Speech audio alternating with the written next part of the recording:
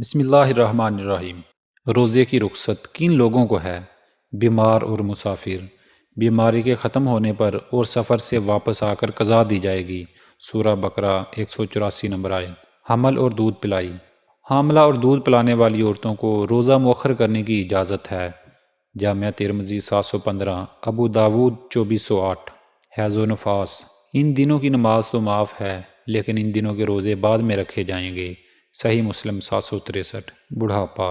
بوڑھے لوگ فدیہ ادا کریں گے۔ ایک روزے کا فدیہ ایک غریب کو کھانا کھلانا ہے۔ بڑھاپے کی وجہ سے روزے نہ رکھنے والے کا فدیہ۔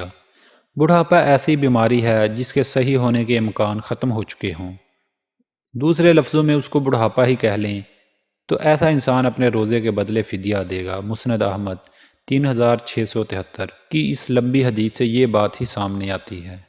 فدیے کا مطلب یہ ہوتا ہے کہ اپنی جگہ کسی غریب روزے دار کو روزہ رکھوا دیں۔ ایک وقت یا دونوں وقت کھانا کھلانے کی وضاحت نہیں آئی، البتہ سحر و افطار والی بات بہت صحیح معلوم ہوتی ہے۔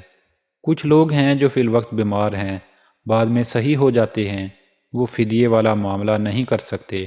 اسی طرح کوئی مسافر یا کوئی بھی مسئلے والا جو بعد میں روزے رکھ سکے، اسے روزے ہی رکھنے ہوں گے۔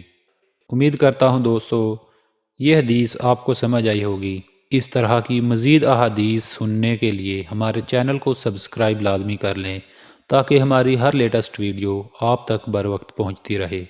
جزاک اللہ خیر۔